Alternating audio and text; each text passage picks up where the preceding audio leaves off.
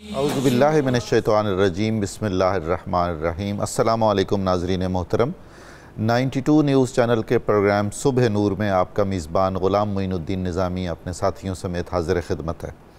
حضرت ابو انیس محمد برکت علی رحمہ اللہ تعالیٰ کی تالیف اسماء النبی الکریم سے خاتم النبیین صلی اللہ علیہ وآلہ وسلم کا ایک اسم مبارک پڑھنے اور سننے کی سعادت حاصل کرتے ہیں۔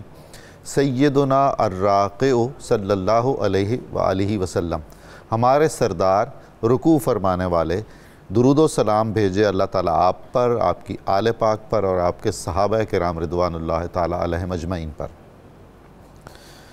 حضور نبی کریم صلی اللہ علیہ وآلہ وسلم نے ارشاد فرمایا، رکوع اور سجود کو قائم رکھو، قسم اس ذات کی جس کے قبضہ قدرت میں میری جان ہے، جب تم رکوع اور سجود کرتے ہو تو میں تمہیں دیکھتا ہوں کہ تم کس کیفیت میں رکوع اور سجود کرتے ہو۔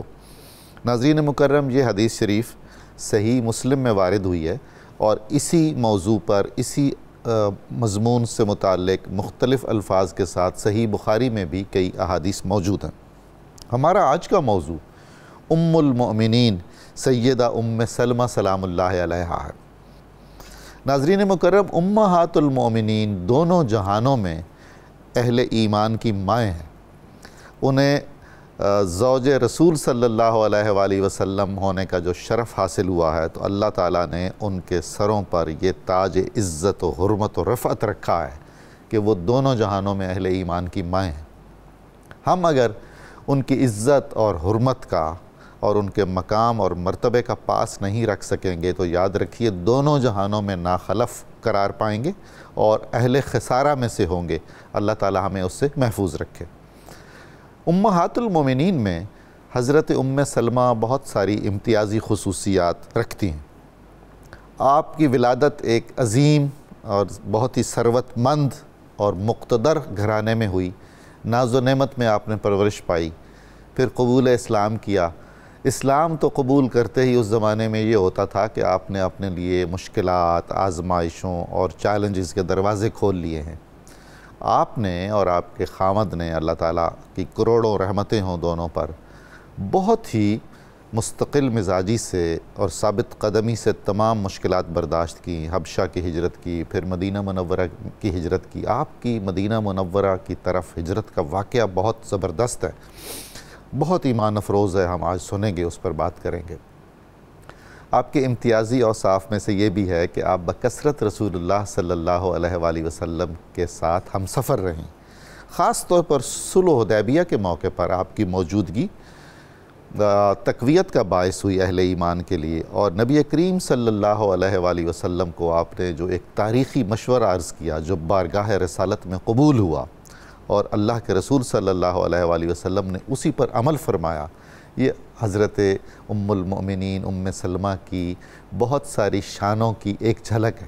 اور اس سے یہ بھی یہ ذہن میں رکھنا چاہیے ہمیں ناظرین محترم کہ اسلام عورتوں کو کیا مرتبہ اور مقام دیتا ہے اور ان کی عقل پر اور ان کی تدبیر پر اور ان کی رائے پر کتنا بھروسہ فرماتا ہے۔ اور یہ جو بہت سارے اعتراضات اور بہت ساری غلط فہمیاں پھیلا دی جاتی ہیں، ان کو ہمیں ریوزٹ کرنے کی ضرورت ہے، از سر نو ان کو دیکھنا اور پرکھنا چاہیے۔ حضرت ام سلمہ کی ایک ادا ایسی ہے کہ کمال ہے۔ مشہور و معروف صحابی حضرت ابو لبابہ کو جب آپ کی توبہ قبول نہیں ہو رہی تھی اور انہوں نے اپنے آپ کو ستون کے ساتھ باندھ لیا مسجد نبوی میں، وہ ستون اب بھی موجود ہے، تو ایک دفعہ رسول کریم صلی اللہ علیہ وآلہ وسلم مسکرائے۔ حضرت ام سلمہ نے پوچھا آپ کیوں مسکرا رہے ہیں؟ تو آپ نے فرمایا اللہ تعالیٰ نے ابو لبابہ کی توبہ قبول کر لی ہے۔ تو دیکھیے ایمان کا یہ عالم تھا اور مسرت روحانی کی یہ کیفیت تھی کہ آپ نے عرض کیا آپ حکم فرمائیں تو میں ابو لبابہ کو یہ اطلاع دے دوں، یہ بشارت دے دوں، خوشخبری دے دوں جیسے عید کا چاند نکل آیا۔ اللہ کے رسول صلی اللہ علیہ وآلہ وسلم نے فرمایا جی ہاں، آپ انہیں یہ خوشخبری دے دیں۔ چنانچہ حضرت ام سلمہ نے یہ خوشخبری حضرت ابو لبابہ کو دی۔ اس کے بعد آپ کا ایک اور امتیازی اور افتخاری وصف ہے، وہ یہ ہے کہ امہات المومنین میں ایک علمی دبستان کی حیثیت حضرت ام المومنین عائشہ صدیقہ طیبہ طاہرہ رضی اللہ عنہا کو حاصل ہے، اور اس کے بعد اس وصف میں سب سے بلند مقام حضرت ام سلمہ کا ہے۔ آپ سے 400 سے کچھ کم احادیث مروی ہیں جو صحاح ستہ میں موجود ہیں اور بڑی اہمیت کی حامل ہیں۔ اس کے علاوہ آپ کے جو تفقہ ہے، یعنی علم فقہ پر اور قرآن اور سنت اور حدیث کو سامنے رکھ کر معاملات زندگی کے بارے میں جو استنباط مسائل ہے، اس پر آپ کو جتنی دسترس تھی وہ بھی آپ کی ذکاوت طبع پر دلالت بھی کرتا ہے اور دین سے آپ کی گہری محبت کی انڈیکیشن بھی ہے۔ آپ کا ایک پورا فقہی دبستان ہے، اور بہت سارے علماء نے لکھا ہے کہ اگر ہم وہ فتاویٰ یا وہ دینی آراء جمع کریں جو حضرت ام سلمہ نے بیان فرمائی ہیں تو ایک اچھی خاصی کتاب بن سکتی ہے۔ یہ اعزاز اور فضیلت ہے۔ ایک اور بہت بڑا اعزاز ہے، بہت ہی قابل ذکر ہے، بہت ہی نمایاں ہے۔ حضرت ام سلمہ سلام اللہ علیہا کو منشاء خدا اور رسول سے اس قدر آگاہی تھی اور اس پر اتنا پختہ یقین اور ایمان تھا کہ آپ کے ایمان کا حصہ تھا کہ اہل بیت اطہار سے محبت جزو ایمان ہے۔ چنانچہ آپ نے زندگی بھر اہل بیت کے ایک ایک فرد سے محبت کی، اور وہ تمام حدیثیں، بہت ساری ایسی حدیثیں جو اہل بیت کی شان میں بیان ہوئی ہیں، ان کی راوی حضرت ام سلمہ ہیں۔ سو مچ سو کہ حضرات حسنین کریمین سے رسول اللہ صلی اللہ علیہ وسلم کی محبت اور شفقت کے مختلف انداز بھی حضرت ام سلمہ، ایک بڑی مستند جو سلسلہ روایت ہے اس میں حضرت ام سلمہ موجود ہے۔ سانحہ کربلا کی جو پیش بینیاں اور پیش گوئیاں ہمیں ملتی ہیں اشارتاً، کنایتاً اور صراحتاً، اس میں بھی حضرت ام سلمہ کا اسم گرامی بطور راوی موجود ہے۔ آپ امہات المؤمنین میں سے سب سے آخر میں آپ کا وصال ہوا ہے۔ تو آئیے آج ہم اپنی اس عظیم و جلیل کو جو راحت رسول صلی اللہ علیہ وآلہ وسلم بنی رہیں زندگی بھر، اور جنہوں نے آپ کے پیغام کی نشر و اشاعت میں بڑا اہم کردار ادا کیا، ان کے حالات، واقعات، خدمات پر بات چیت کریں۔ ہمارے ساتھ گفتگو کرنے کے لیے تشریف فرما ہے بہت محترم ڈاکٹر شبیر احمد جامی صاحب، جناب علامہ محمد احمد برکاتی صاحب، علامہ محمد اشفاق مدنی صاحب۔ بہت ممنون ہوں آپ کی تشریف آوری کا، آپ نے بہت کرم فرمایا۔ جامی صاحب، حضرت سیدہ ام سلمہ کا خاندانی پس منظر کیا ہے؟ کس ناز و نعمت کے ماحول میں آپ نے پرورش پائی؟ پھر آپ کی پہلی شادی اور پھر قبول اسلام وغیرہ کے معاملات ارشاد فرمائیے۔ بسم اللہ الرحمن الرحیم۔ یہ بہت خوبصورت تمہیدی گفتگو آپ نے فرمائی۔ ہم سب مسلمانوں کی ماں حضرت ام سلمہ رضی اللہ تعالی عنہا، حضور نبی اکرم صلی اللہ علیہ وسلم کی زوجہ محترمہ۔ قبلہ نظامی سے بعض اوقات کچھ الفاظ ہوتے ہیں جو اپنے معنی کے تعین کے لیے شواہد مانگتے ہیں۔ ہاں سبحان اللہ۔ خوش بختی اور یہ جو سعادت مندی ہے، یہ بعض اوقات اپنے معنی کے تعین میں شواہد ڈھونڈتی پھرتی ہے، تجسیم چاہتی ہے۔ تو وہ کیا رنگ ہے جن مردوں میں سے قلوب و اذہان کو اور جن عورتوں میں سے قلوب و اذہان اور اجسام کو سلیکٹ کر لیا گیا، اس خاص رحمت اور برکت کے ماحول میں مرکز بننے کے طور پر۔ واہ واہ سبحان اللہ۔ یعنی اندازہ لگائیں کہ یہ سعادت مندی کا وہ کیا رنگ ہے جہاں سعادتیں ہر وقت امنڈ رہی ہیں اور انوار و فیوزات کا مرجع ہے، اس ماحول میں رہنے کا موقع مل رہا ہے۔ آپ اجازت دیں تو میں آپ کی طرف سے ایک جملہ عرض کروں جی، کہ یہ وہ سعادت مند روحیں ہیں جنہوں نے یوم الست کو بالکل بلا کہنے میں سبقت حاصل کی۔ بالکل ٹھیک ہے۔ بلکہ کہنا چاہیے کہ وہاں اس ماحول میں حضور نبی اکرم صلی اللہ علیہ وسلم کو بھی پہچان لیا اور اس فیض کے قابل بھی بنی۔ تو یہ اللہ تعالیٰ نے قسمت میں اور چنیدگی میں کیا کیا رنگ رکھے ہوتے ہیں، آپ کو وہ حصہ بھی ملا۔ اور پھر لگتا یہ ہے کہ اللہ تعالیٰ نے آپ کو ظاہری سعادت بھی اور ظاہری سیادت بھی اور جس طرح کہتے ہیں دنیا میں بھی حسنہ اور آخرت میں بھی حسنہ، اگر ان چیزوں کو بھی دیکھیں تو حضرت ام سلمہ رضی اللہ تعالی عنہا کی شخصیت یہاں بہت فٹ بیٹھتی ہے۔ تاریخ میں آپ کا نام بیان کیا جاتا ہے ہند، اور آپ جس کنیت سے بہت مشہور ہوئیں وہ ام سلمہ ہے۔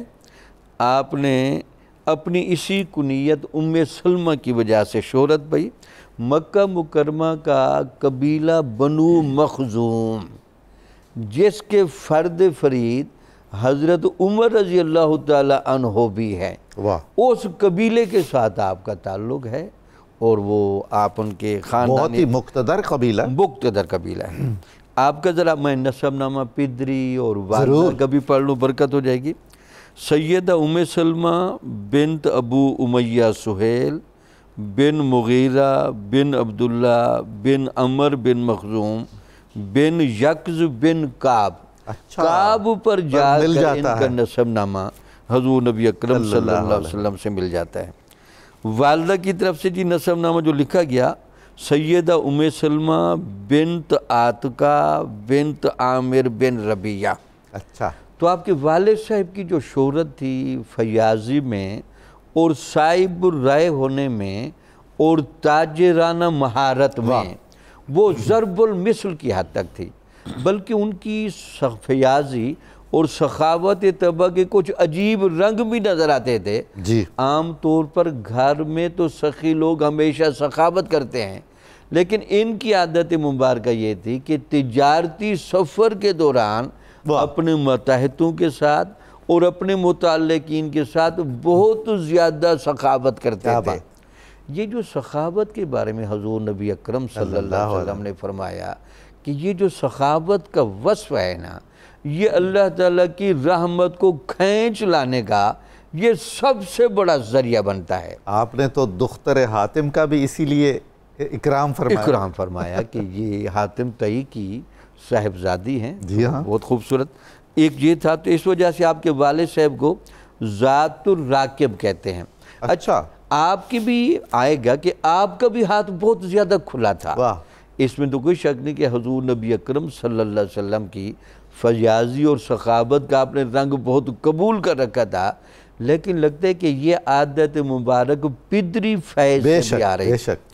اس کے علاوہ دیکھیں جی، آپ کے جو خامن پہلے اللہ تعالیٰ نے منتخب فرمایا، آپ کے چچا زاد بھائی عبداللہ بن عبد الاسد بن ہلال، جو ابو سلمہ کے نام سے مشہور ہوئے، وہ حضور نبی اکرم صلی اللہ علیہ وسلم کے رضعی بھائی بھی تھے، اور حضرت برہ بنت عبد المطلب رضی اللہ تعالیٰ عنہ کے صاحبزادے تھے، یعنی پھوپھی زاد۔ اچھا، وہ پھوپھی زاد بھائی تھے، رضعی بھائی بھی تھے۔ حضرت صوبیہ رضی اللہ تعالیٰ عنہ نے ان کو دودھ بھی پلایا تھا۔ اور سب سے جو بڑی بات ہے، اس جہالت بھرے ماحول میں اتنا سلامت فطرت پر ہونا کہ حق کی دعوت بلند کرنے پر لبیک کہنا، اور قرآن کے لفظوں میں السابقون الاولون کا ممتاز ٹائٹل لے کر ہمیشہ اس چھتری میں بیٹھنا، یہ سعادت بھی آپ کو حاصل۔ سبحان اللہ، سبحان اللہ۔ برکاتی صاحب کیسی خوبصورت بات فرمائی جامی صاحب نے۔ السابقون الاولون کا شرف کو معمولی شرف نہیں ہے۔ تو آپ کا قبول اسلام اپنے شوہر کے ساتھ اور پھر ہجرت حبشہ کی تکلیفیں، اس کے بعد مدینہ منورہ میں آپ نے جیسے ہجرت کی، اس کی ذرا تفصیل آپ ارشاد کیجئے۔ بسم اللہ الرحمن الرحیم، وَأَزْوَاجُهُ أُمَّهَاتُهُمْ صدق اللہ العظیم۔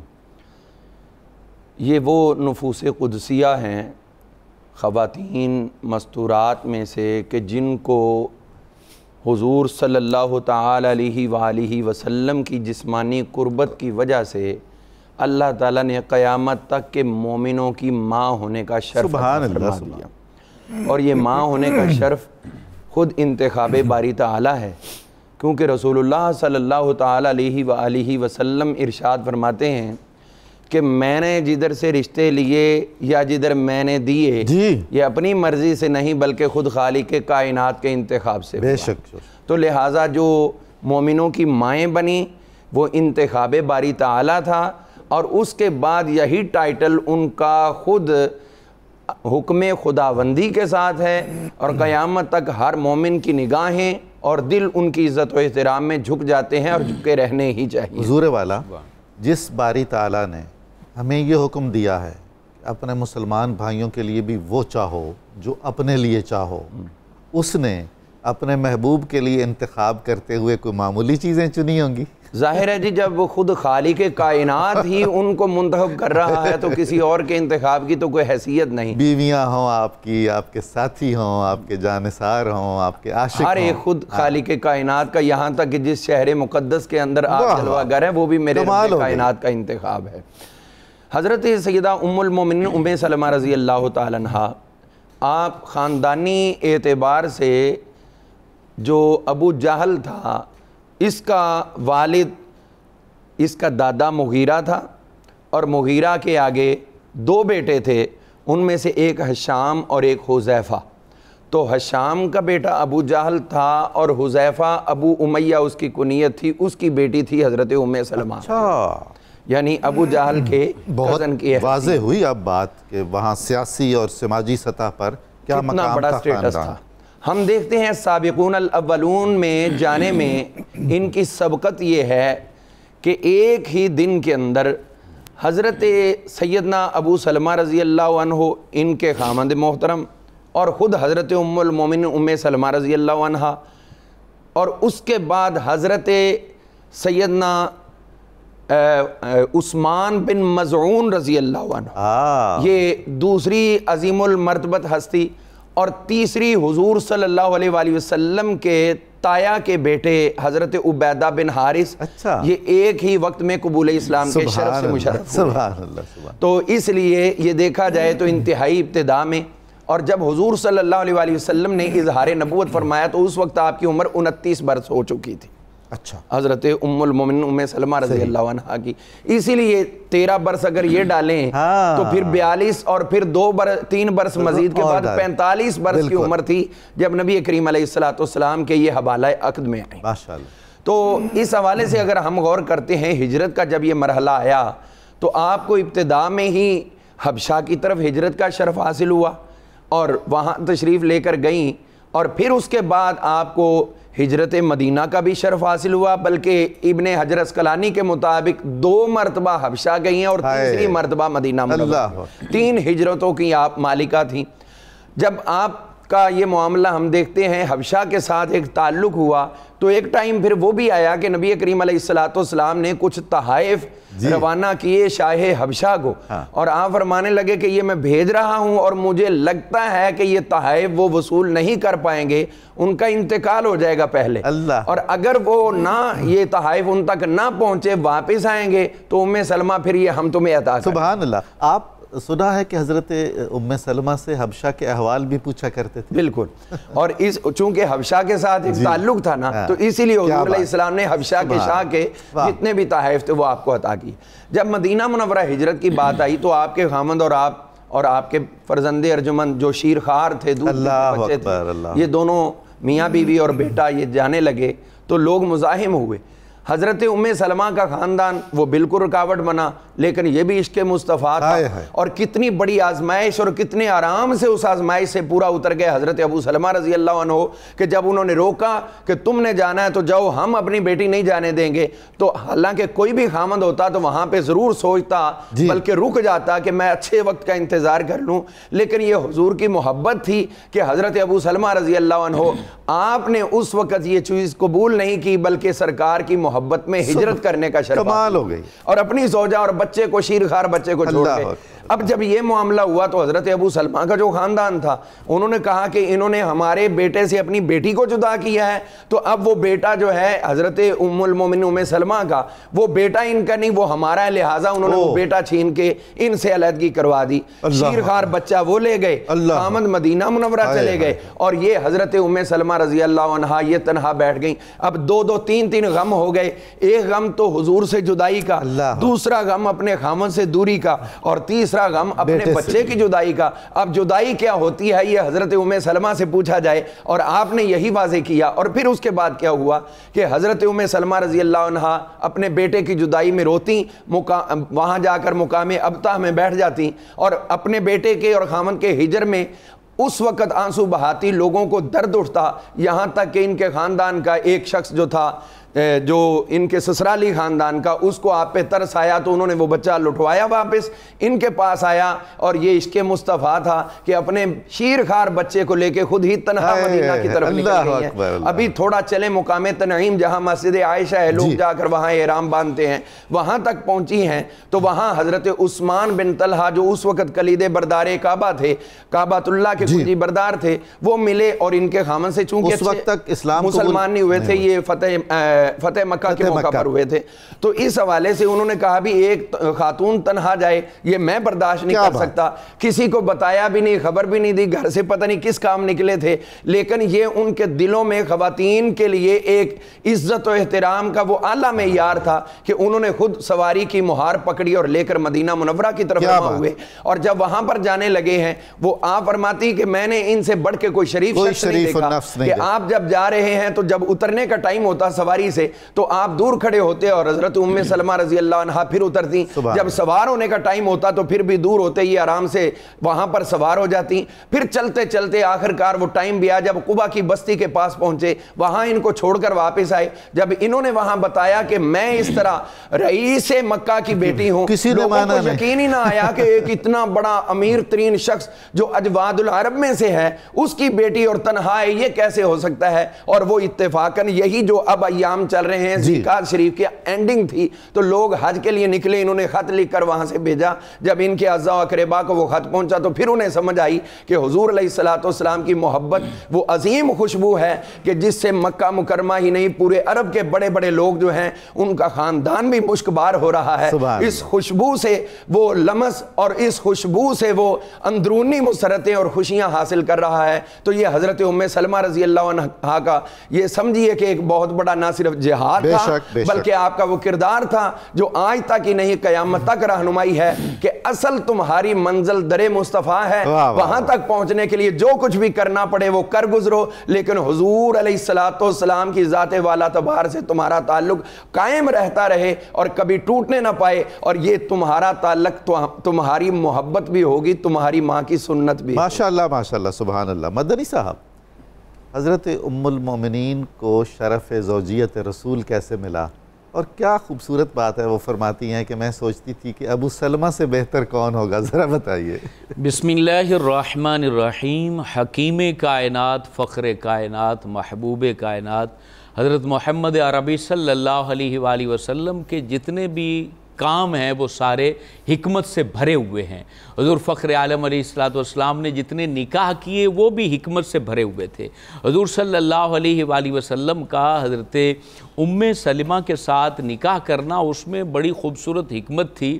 سب سے پہلی بات تو حضور علیہ السلام کا یہ نکاح بنو مخزوم کو جو دشمنی تھی ان کے دلوں میں اس کو نرم کر دیتا ہے، اور وہ حضور علیہ السلام کے معاملے میں سوچنے پر مجبور ہو جاتے ہیں، حضور علیہ السلام کے قریب ہونے پر مجبور ہو جاتے ہیں۔ آل ہاشم اور آل مخزوم کا پہلا باقاعدہ رشتہ ہے، پہلا باقاعدہ رشتہ تھا، اور اس کی وجہ سے اسلام کو بڑی برکات ملی ہیں، مسلمانوں کو بڑی خیر نصیب ہوئی ہے۔ دوسری بڑی وجہ اس نکاح کی یہ تھی کیونکہ نبی پاک علیہ السلام کو اللہ تبارک و تعالیٰ نے علوم غیبیہ بھی عطا فرمائے ہیں۔ حضور جانتے تھے کہ کون کتنی دیر تک اس دنیا میں میرے بعد رہے گا۔ دو ایسی ازواج ہیں جنہیں اللہ رب العالمین نے بہت عمر عطا فرمائی، اور نبی پاک صلی اللہ علیہ وآلہ وسلم کے دنیا سے رحلت فرمانے کے بعد وہ بہت عرصہ صحابہ کرام کے درمیان تشریف فرما رہی، اور وہ قرآن و سنت کی یونیورسٹیاں بن کے رہی۔ ان میں یہ حضرت ام سلمہ ہیں اور حضرت عائشہ صدیقہ ہیں۔ تو حضرت ام سلمہ وہ ہستی ہیں جن کی ذریعے سے اللہ رب العالمین نے دین کو پھیلانا تھا، دین کی ترویج ہونی تھی، اور حب اہل بیت کی ترویج ہونی تھی، قرآن کی محبت کی ترویج ہونی تھی، اور نبی پاک علیہ السلام کی جو گھریلو زندگی ہے، حضور علیہ السلام کی جو خفیہ عبادات ہیں، حضور علیہ السلام جو قرآن مجید کے معنی ان کو سمجھا کے گئے تھے، وہ ان کے ذریعے سے صحابہ تک پہنچنے تھے، اور بڑے بڑے جید صحابہ، یہاں تک کہ فقیہ صحابہ، حضرت عبداللہ ابن عباس جیسے صحابہ، مفسر قرآن صحابہ، وہ ان سے علم لینے والے اور فیض لینے والے، اور ان کے ذریعے سے دین جو ہے وہ اکناف عالم میں پھیلا، اور تابعین کی کثیر تعداد، تابعین کی بڑی تعداد، کیونکہ اللہ رب العالمین نے 60 ہجری تک ان کو زندگی عطا فرمائی. تو یہ حضور صلی اللہ علیہ وآلہ وسلم کے در دولت پر کیسے حاضر ہوئیں اور کس طریقے یہ رشتہ قائم ہوا، یہ بڑا خوبصورت اس میں واقعہ ہے، اور یہ ان کی قسمت اور نسبت ہے جو اللہ رب العالمین نے ازل سے قائم فرما دی تھی.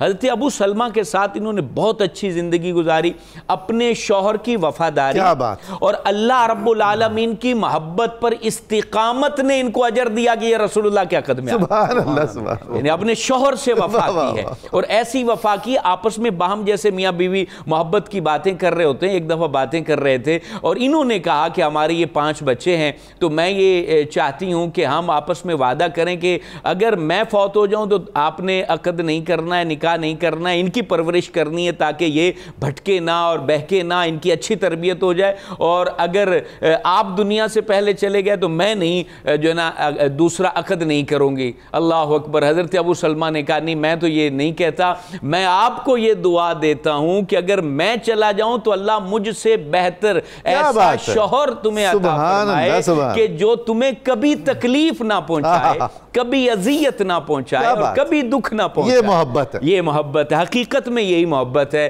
اور پھر رسول ہاشمی صلی اللہ علیہ وآلہ وسلم کے یہ جانثار صحابی احد میں ان کو زخم لگتا ہے اور پھر یہ دنیا سے چلے جاتے ہیں. نبی پاک علیہ السلام نے آ کے ان کو دلاسا دیا، ہمت دی اور کہا کہ اونچی آواز سے رونا نہیں ہے اور جملے نہیں نکالنے ہیں، اور پھر کہا کہ تم یہ کیوں نہیں اللہ کے حضور دعا کر لیتے، انا للہ و انا الیہ راجعون، اللہم اجرنی فی مصیبتی واخلف لی خیرا منہا. یہ کہہ لو کہ ہم اللہ کے ہیں، اللہ کی جانب لوٹ کے جانے والے ہیں، اے اللہ مجھے میری مصیبت پر اجر دے، اور اس مصیبت یہ جو تکلیف پہنچی ہے، جدائی ہوئی ہے، اس سے بہتر مجھے عطا فرما. سبحان اللہ. اللہ اکبر. کہتے ہیں جب نبی پاک نے تعلیم فرمائی تو میں نے دعا تو کر لی، لیکن دل ہی دل میں یہ بات بھی میرے جاری تھی کہ ابو سلمہ سے بہتر کون ہو سکتا ہے، ابو سلمہ جیسا شوہر کس کو ملے گا. یہ ہوتی ہے وفا شعار عورت، اور یہ ہوتی ہے بیوی جس کے بارے میں حدیث میں بھی آیا ہے کہ جس سے اس کا شوہر راضی ہو جنت میں جانے کے لیے اس مسلمان عورت کے لیے کافی ہے. علامہ صاحب کتنے ہی مثالی جوڑے ہمیں صحابہ میں ملتے ہیں، اللہ اکبر، جو عشق کی اور مہر و وفا کی مثال ہے. مثالیں کبھی بات یہ تو ہمارے نصاب میں ہونی چاہیے. یہ ازدواجی زندگیاں ہیں جو آخری لمحے بھی یہ کہہ رہی ہیں کہ ان سے بہتر، حالانکہ وہ صحابہ کا دور ہے، کتنے بڑے بڑے صحابہ ہیں. حضرت ابو بکر صدیق کا رشتہ آیا اور آپ نے کہا نہیں میں نے شادی نہیں کرنی، مجھے ابو سلمہ جیسا نہیں مل سکتا. اور بعض روایات کے مطابق حضرت عمر کا بھی، پھر حضرت عمر کا بھی رشتہ آیا، آپ نے منع کر دیا. دیکھیں وہ اپنی یعنی ایک شوہر کو کس اسٹیٹس پر دیکھ رہی تھی، کس لیول پر دیکھ رہی تھی. ہر بیوی کو اپنے شوہر کے متعلق یہ کانسیپٹ رکھنا چاہیے، یہ نظریہ رکھنا چاہیے، اور ہر شوہر کو اتنی محبت اپنی بیوی کو دینی چاہیے کہ وہ اچھے سے اچھے انسان کو بھی اپنے شوہر سے بڑا نہ جان سکے. اور پھر رسول ہاشمی صلی اللہ علیہ وسلم نے پیغام نکاح بھیجا تو آپ نے کہا کہ حضور چند باتیں ہیں، وہ آپ نے باتیں کی کہ آپ کا مرتبہ چونکہ بہت بلند و بالا ہے اور چند چیزیں ہیں، مجھ میں غیرت بہت زیادہ ہے، کہیں خطا نہ ہو جائے، میرے پاس بچے ہیں تو ان بچوں کا جو بوجھ ہے وہ بھی آئے گا، اور اس کے علاوہ جو ہے نا وہ میرا ولی بھی یہاں مدینے میں نہیں ہے. تو حضور علیہ السلام نے کہا تمہارا ولی تو میرے نکاح کو منع نہیں کرے گا، اور پھر تمہارے بچوں کی پرورش میں کر لوں گا، اور اللہ سے دعا کروں گا کہ جو تمہارے اندر حمیت اور جلال ہے وہ اللہ تعالیٰ کچھ کم کر دے. اور وہ پوری ہوئی دعا، وہ پوری بھی ہوئی. تو حضور علیہ السلام کے عقد میں آئیں اور پھر حدیبیہ کے مقام پر اتنا بڑا مشورہ دیا کہ آج تک تاریخ کے اندر ایک بہترین عقل مند دانا خاتون کی وہ مثال موجود ہے. آپ نے کہا حضور آپ ان کو کہہ رہے ہیں کہ ہلاک کروا دیں، جانور ذبح کر دیں، ان کو ذرا بھارا پڑ رہا ہے کیونکہ کعبے کا دیدار دل میں مچل رہا ہے، امنڈ رہا ہے، بڑی تکلیف ہے، تو آپ کیوں نہیں خود ہی یہ سارے عمل پہلے کر دیں تو آپ کو دیکھ کر آپ کے جانثار یہ سارے عمل کر لیں گے. تو حضور علیہ السلام نے کہا بہت خوبصورت مشورہ ہے. نبی پاک جانے کائنات نے قربانی کی، ہلاک کروایا اور احرام کھول دیا، اور اس کو دیکھ کر تمام صحابہ کے دل پر جو بوجھ تھا وہ سارا اتر گیا. اور ام المومنین کا یہ احسان قیامت تک صحابہ کی روحیں بھی جو ہے نا وہ ادا کرتی رہیں گی. اور ہم سب اس پیاری ماں اور حکمت سے بھری اور عقل مند ماں کے ذریعے اللہ سے دعا کرتے ہیں اللہ تعالی ہمیں بھی حکمت کے چشمے سے جام عطا فرمائے. ناظرین مکرم، ہمیں درود پاک سننے کا مختصر وقفہ کرنا ہے، آپ ہمارے ساتھ رہیے گا، ہماری گفتگو جاری رہے گی، بہت جلد حاضر خدمت ہو رہے ہیں.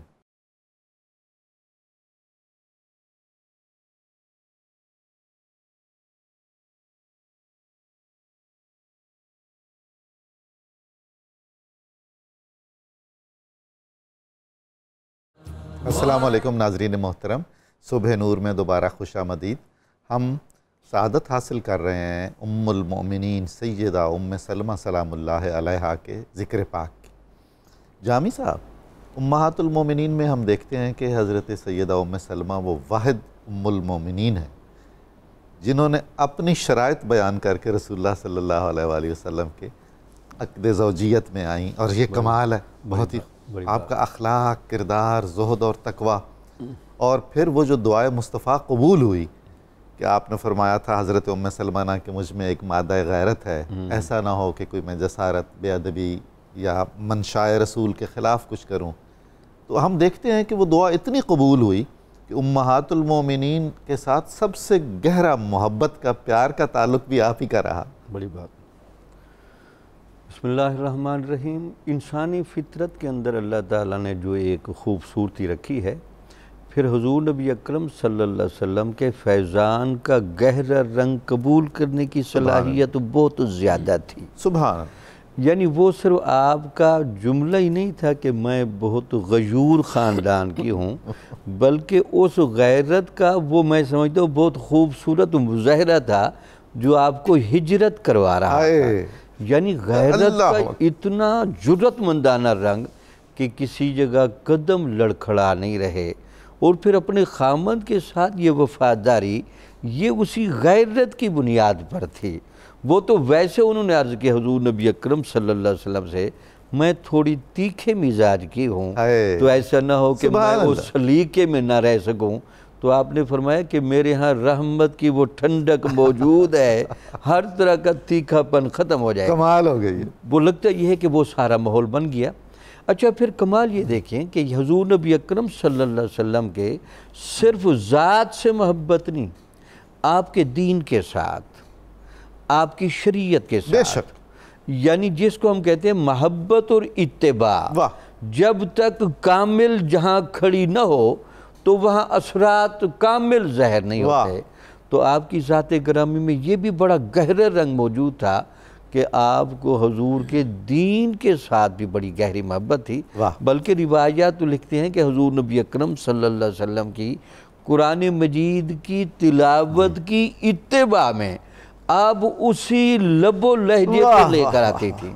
اور یہ بھی دیکھیں یہ کتنی اپنائیت اور اتباع کا کتنا گہرا رنگ ہے کہ صرف حفاظت قرآن مقصود نہیں، لہجہ نبی بھی مطلوب ہے۔ حضور والا حرم رسول صلی اللہ علیہ وآلہ وسلم دنیا کا سب سے بڑا حریم کیمیا ہے۔ بالکل ٹھیک ہے۔ وہاں سونا نہیں بنے گا تو کیا ہوگا؟ بالکل ٹھیک، بالکل ٹھیک، یہ بھی تھا۔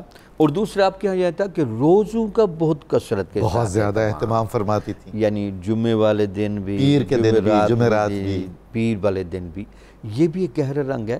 پھر آپ کے بارے میں یہ بھی ہے کہ حضور نبی اکرم صلی اللہ علیہ وسلم نے آپ نے تقوی اور طہارت کے بڑے اعلیٰ سوالات بھی پوچھ رکھے تھے۔ عورتوں کے لیے طہارت کاملہ کی کیا کیا صورتیں ہوتی ہیں وہ بھی آپ نے پوچھ رکھی تھی۔ تو حضور نبی اکرم صلی اللہ علیہ وسلم کی شریعت کا وہ تمام رنگ جو عائلی مسائل سے متعلق ہے، یہ ازواج مطہرات اس حوالے سے بہت مرجع تھیں، اور سارے لوگ آ کر ان مسائل کے حوالے سے خصوصی طور پر ان سے پوچھتے۔ اور آپ فرما رہے تھے نا کہ سخاوت کا رنگ جیسے موروثی آیا تھا اور اس میں اضافہ ہوا، بہت زیادہ رنگ۔ دیکھیں نا، ابو لبابہ کو جا کر مغفرت اور بخشش اس لمحے کا تصور کریں بھی، وہ بھی سخاوت کی طبیعت کا مظاہرہ ہے کہ یار ایک بندہ مشکل اور تنگی میں ہے اور وہ توبہ کی جس کیفیت سے گزر رہا ہے اس کے لیے سہولت کیوں نہ پیدا کی جائے۔ یہ شفقت علی الخلق بھی، شفقت علی الخلق کا پہلو ہے۔ اور پھر حضور نبی اکرم صلی اللہ علیہ وسلم کی ایک اور رنگ ملتا ہے، صاحب الرائے بڑی تھی۔ بے شک کئی مرتبہ ایسا ہوا کہ ازواج مطہرات رضوان اللہ تعالی علیہم اجمعین نے اکٹھے ہو کر ان کو سفیر بنا کر بھیجا کہ آپ حضور نبی اکرم صلی اللہ علیہ وسلم سے گفتگو کریں۔ جی، یہ بھی حضور والا آپ کی کرامت سے بات ذہن میں آئی ہے کہ دو مخزومی ایسے تھے، ایک مرد اور ایک عورت، جنہوں نے سب سے زیادہ مشورے یا تجاویز عرض کی بارگاہ رسالت میں اور قبول ہوئی۔ بالکل ٹھیک۔ مردوں میں حضرت عمر اور خواتین میں حضرت ام سلمہ۔ کیا بات، بالکل ٹھیک۔ بہرحال آپ کی شخصیت کی یہ بڑے اچھا ایک اور گہرا رنگ دیکھیں، تقوی اور طہارت کے ساتھ فیض و تاثیر پر بڑی گہری نظر تھی جی۔ حضور نبی اکرم صلی اللہ علیہ وسلم کے زندگی بھر منہ مبارک چاندی کے ایک اللہ اکبر وہ سنبھال کے رکھے تھے، اور جتنے بھی لوگ مریض آتے تھے وہ ڈال کر اور شفا کا پانی ان کو پلاتے تھے۔ یہ تو حضور بہت بڑی سند ہے آثار اور تبرکات رسالت کی حفاظت اس کی بھی سب سے بڑی گواہ آپ ہیں، اور اس پر عامل زندگی بھر رہے۔ کیا بات ہے۔ اور پھر یہ دیکھیں حضور نبی اکرم صلی اللہ علیہ وسلم کے آئینہ مبارک میں جو تصویر جذب ہوئی تھی، اس کی ایک روایت کے مطابق وہ آئینہ بھی آپ کے پاس۔ سبحان اللہ سبحان اللہ، کیا بات ہے۔ علامہ برکاتی صاحب، حضرت سیدہ کا جو علمی مقام تھا، بڑے بڑے اکابر صحابہ نے فیض پایا، تابعین نے فیض پایا، اور پھر آگے نسل در نسل وہ فیضان علمی جاری ہوا، اور جس طرح خلفائے راشدین اور اکابر صحابہ آپ کا احترام بجا لاتے تھے، ارشاد کیجئے۔ نبی کریم رؤوف الرحیم صلی اللہ تعالیٰ علیہ وآلہ وسلم کی ذات والا تبار کی بہت سی احادیث آپ نے بیان کی ہیں۔ کچھ روایات کے مطابق 378 یا 400 کے قریب آپ سے روایات مروی ہیں جو نبی کریم صلی اللہ تعالیٰ علیہ وآلہ وسلم کے فرامین عالیہ آپ نے آنے والی امت کو عطا کیے، اور اس حوالہ سے صرف ماں ہی نہ رہیں بلکہ امت کی معلمہ بھی بن گئی۔ آپ سے ہم دیکھتے ہیں بہت سی احادیث مروی ہیں، ان میں سے کئی صحابہ کا یہاں تک تھا کہ اگر آپس میں اختلاف بھی ہوتا تو پھر وہ آپ ہی کی طرف رجوع کرتے۔ حضرت عبداللہ بن عباس رضی اللہ عنہ کے ساتھ ایک اور صحابی کا ایک مسئلہ میں اختلاف ہوا، اور وہ اختلاف اس بات پر ہوا کہ جو عورت ڈیلیوری ہو جائے پریگننسی سے تو اس کی عدت کتنی ہوگی اگر اس کو پہلے اس ٹائم شروع ہونے سے پہلے طلاق ہو چکی ہے یا اس کا خامند انتقال ہو چکا ہے۔ تو حضرت عبداللہ بن عباس رضی اللہ عنہ کا یہ خیال تھا کہ جو عدت زیادہ بنے گی وہ کریں گے، ٹھیک ہے، لیکن دوسرے کا یہ خیال تھا کہ وضع حمل کے ساتھ ہی یہ معاملہ جو ہے وہ ختم ہو جائے گا عدت کا۔ تو پھر جب اختلاف بڑھا تو وہ آپ کی خدمت میں آئے، تو آپ نے پھر یہ فیصلہ دیا کہ یہ فیصلہ میں نہیں کر رہی بلکہ خود رسول اللہ صلی اللہ علیہ وسلم نے فرمایا تھا کہ وضع حمل کے ساتھ ہی عدت ختم ہو جائے گی، یعنی آپ نے فیصلہ بھی کر دیا اور ساتھ میں حدیث پاک بھی سنا دی، دلیل بھی دے دی۔ دلیل بھی ہم دیکھتے ہیں کہ صرف یہ حدیثیں ہی نہیں بلکہ آیات بینات کی بھی آپ کئی مقامات پر نہ صرف خود شان نزول کا باعث بنی ہیں بلکہ بہت سی جو ہیں وہ آیات خود آپ کے گھر کے اندر نازل ہیں۔ آپ دیکھیے مشہور و معروف آیہ کریمہ جس کو بہت زیادہ تلاوت کرنے کا شرف امت حاصل کرتی ہے، انما یرید اللہ لیذھب عنکم الرجس اہل البیت ویطہرکم تطہیرا، یہ نازل ہوئی ہے حضرت ام سلمہ رضی اللہ عنہا کے گھر میں، اور وہ عینی شاہد بھی ہیں، اور وہ اس کی نہ صرف عینی شاہد ہیں بلکہ ہستیوں کے آنے کا پورا پورا ذکر خیر بھی آپ خود فرما رہے ہیں۔ سبحان اللہ۔ اسی طرح ہم دیکھتے ہیں کہ جو آیہ کریمہ نازل ہوئی یا ایھا الذین آمنوا لا تدخلوا بیوت النبی سے لے کر فَإِذَا طَعِمْتُمْ فَانتَشِرُوا، یہ بھی آپ ہی کے گھر کے اندر نازل ہوئی، تو اس وقت حضور صلی اللہ علیہ وسلم انہی کے پاس جو تھے وہ جلوہ گر تھے۔ اسی طرح ہم دیکھتے ہیں وہ جو ان المسلمین والمسلمات والی وہ طویل آیات جو ہیں وہ بھی آپ ہی کی وجہ سے آئی کہ جب انہوں نے کہا حضور اللہ تعالیٰ نے مردوں کو اتنا مقام دیا تو ہم عورتوں کا ذکر کدھر ہے، تو پھر یہ والی آیات کا نزول ہوا۔ اسی طرح حضور صلی اللہ علیہ وسلم آپ کے خدمت میں عرض کرتی ہیں حضور مردوں کو جہاد کی اجازت مل گئی، ہم اگر مرد ہوتے یا اس طرح ہوتا عورت ہی ہوتے اور ہمیں بھی اسی طرح تلوار اٹھانے کی اجازت ہوتی تو پھر وَلَا تَتَمَنُّوا مَا فَضَّلَ اللَّهُ بِهِ والی آیت جو ہے وہ نازل ہوئی، یعنی قرآن مجید احادیث سے پہلے قرآن مجید کے نزول کا کئی جگہ پر باعث بنی اور کئی جگہ وہ آپ کے گھر کے اندر نزول ہوتا ہے۔ اسی طرح ہم دیکھتے ہیں جہاں تک احادیث مبارکہ کی طرف مزید رجوع کرتے ہیں تو حضور صلی اللہ علیہ وسلم کے حوالے سے یہ آج کی امت کو سمجھنا چاہیے اس حدیث سے جو آپ بیان فرما رہی ہیں۔ آپ فرماتی ہیں کہ جب حضور صلی اللہ علیہ وسلم جماعت کرواتے تھے تو آپ کے پیچھے عورتیں بھی نماز پڑھا کرتی تھیں، تو حضور صلی اللہ علیہ وسلم تب تک ٹھہرے رہتے تھے جب تک عورتیں اٹھ کر وہاں سے چلی نہیں جایا کرتی تھی۔ اس کا مطلب ہے کہ خواتین کا مسجد کے اندر آنا بھی آپ ہی بیان کر رہی ہیں، اور اس کے ساتھ متصل آپ بیان کرتی کہ عورتوں کے لیے اس جو مسجد کے اندر فرض نمازیں ہیں اس کے علاوہ جو بہترین ترین مقام ہے نماز ادا کرنے کا، وہ گھر کا جو بعید ترین گوشہ ہے وہ ہے وہاں پر وہ جا کر جہاں ستر رہے، پردہ رہے، میکسیمم جو چھپ کے نماز ادا کی جا سکے، وہ آپ بیان فرماتی ہیں۔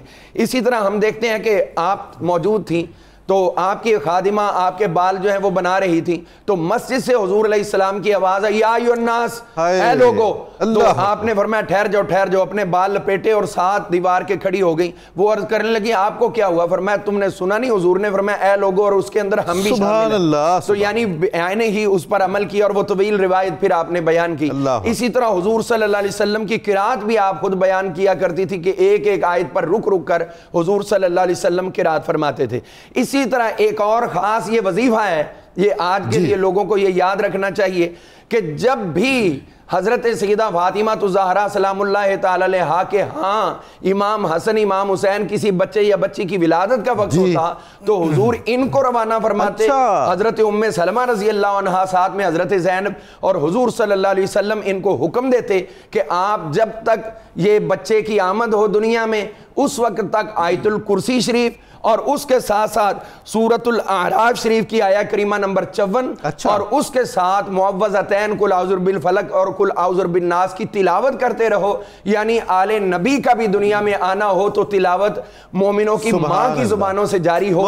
یہ آج بھی چاہیے کہ اگر کوئی دنیا میں تولد ہو رہا ہے تو ماں جی کی سنت کو نہ صرف زندہ کیا جائے بلکہ اس سنت کو جو ہے وہ عام کیا جائے اور اس کے فیض و برکات حاصل کیے جائیں۔ ایک روایت میں عرض کر کے اپنی بات کو، چونکہ طویل آپ سے حدیث ہیں تو لہذا سب کا احاطہ ممکن نہیں، طبرانی شریف کے اندر آپ کی روایت موجود ہے، آپ فرماتی ہیں کہ نبی کریم صلی اللہ علیہ وسلم نے فرمایا من صلی 4 رکعات قبل العصر، جس شخص نے عصر کی نماز سے پہلے 4 سنتیں ادا کر دی، وہ غیر موقدہ ہیں لیکن اجر کتنا ہے وہ تقاضا کرتا ہے کہ اس کو ہم موقدہ کی طرح بلکہ اس سے بھی بڑھ کر اہتمام کرنے کی کوشش کریں۔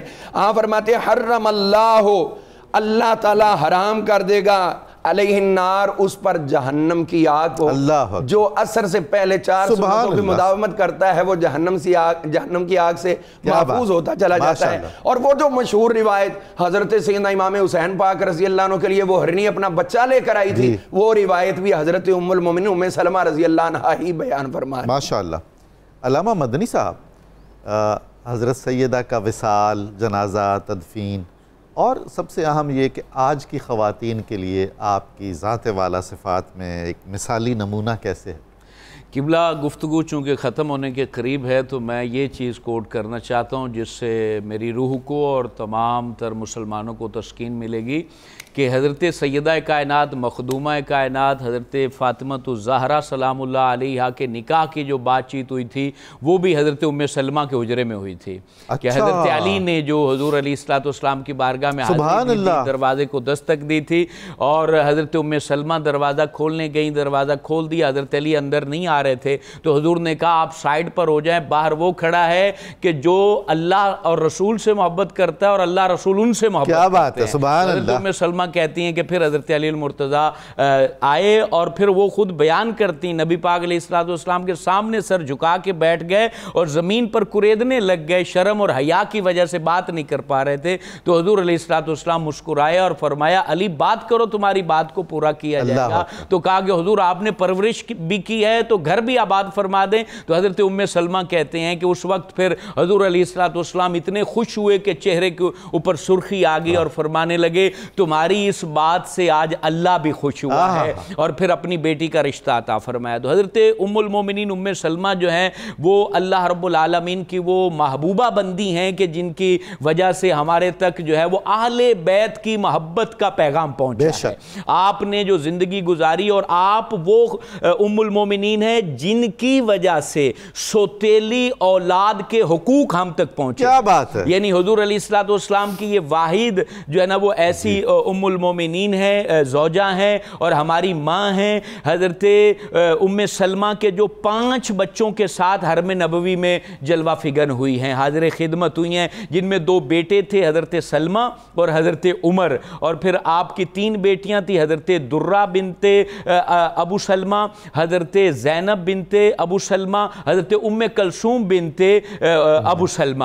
حضرت زینب کا نام برہ تھا تو حضور نے کہا کہ برہ متقی، پرہیزگار، نیک بندہ، اپنے آپ کو کیسے نیک کہہ سکتا ہے، تو اس لیے ان کا نام بدل کر زینب رکھ دو، تو حضور نے خود رکھا۔ تو یہ وہ گھرانہ ہے اور یہ وہ گھر ہے اور یہ وہ خاتون ہے جن کی وجہ سے حضور علیہ السلام نے ستیلی اولاد کے ساتھ ایک مرد کو کیا کردار ادا کرنا چاہیے اور ان کے کیسے حقوق کا خیال رکھنا چاہیے، ان کے ساتھ کیسی شفقت پدری کا خیال رکھنا چاہیے، یہ حضور علیہ السلام نے سکھایا ہے۔ آپ نے پوری زندگی رسول ہاشمی صلی اللہ علیہ وسلم کی اطاعت، فرما برداری، ان کی خوشنودی اور ان کی محبت میں گزار دی۔ حضور جانے کائنات دنیا سے چلے بھی گئے تو ایسے حضور کو محسوس کیا جیسے حضور تشریف فرما ہے۔ نبی پاک علیہ السلام کے آداب کا خیال رکھا، حضور کے ذکر کو زندہ رکھا، حضور کی باتوں کو زندہ رکھا، حضور فخر عالم علیہ السلام کی محافل و مجالس اور آپ کی نجی زندگی کی خوشبو کو امت تک پہنچایا اور امت کے مشام جام کو معطر کیا۔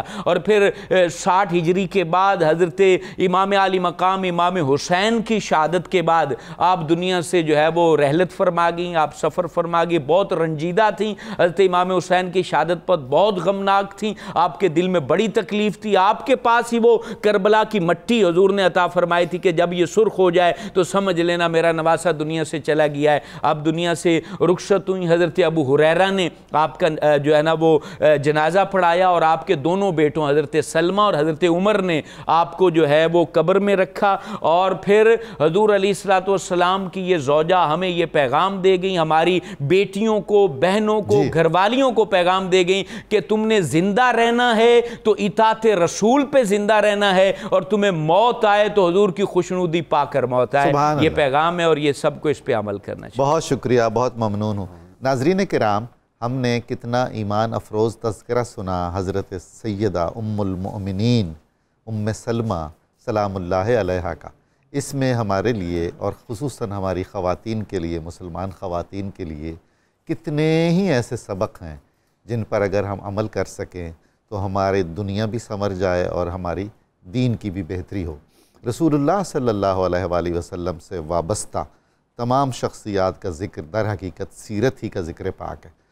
اب ہم پروگرام کے آخر میں بہت خوبصورت منقبت سنیں گے جو کلام ہے صاحبزادہ محمد لطیف ساجد چشتی صاحب کا، اور حافظ مرغوب احمد حمدانی صاحب جیسی عظیم شخصیت کی زبان سے سنیں گے، اور اس سے پہلے ہم نعرہ مقصد پاکستان لگاتے ہیں اور پھر منقبت سنتے ہیں۔ آئیے مل کے لگائیں نعرہ پاکستان کا مطلب کیا؟ لا الہ الا اللہ محمد رسول اللہ جناب والا۔ ام سلمہ کی سعادت کو سلام، شاہدی سے ان کی نسبت کو سلام۔ ام سلمہ کی سعادت کو سلام، ام سلمہ کی سعادت کو سلام۔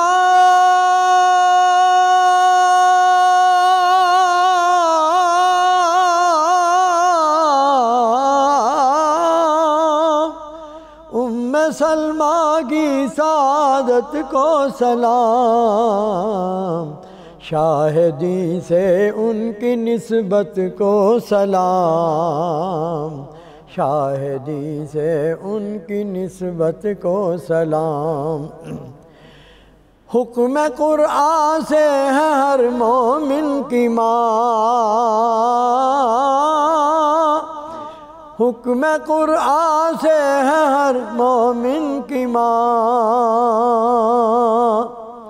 حکم قرآن سے ہے ہر مومن کی ماں۔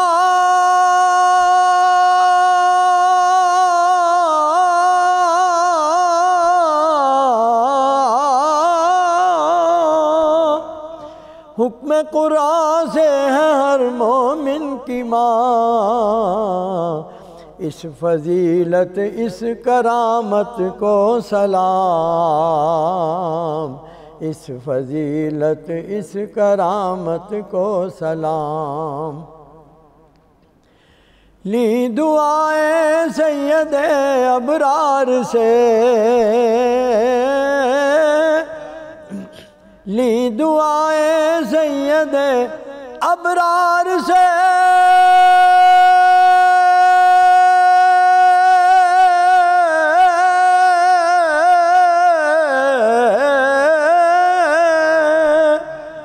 لی دعائیں سید ابرار سے،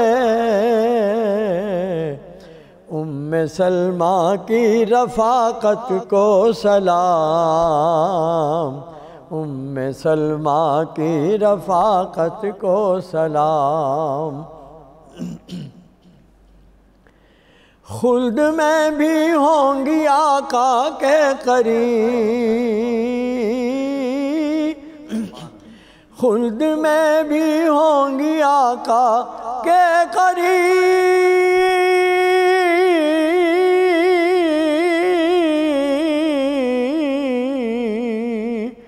خلد میں بھی ہوں گی آقا کے قریب، ساجد ان کی اعلیٰ نسبت کو سلام، ساجد ان کی اعلیٰ نسبت کو سلام، ساجد ان کی اعلیٰ نسبت کو سلام، شاہدی سے ان کی نسبت کو سلام۔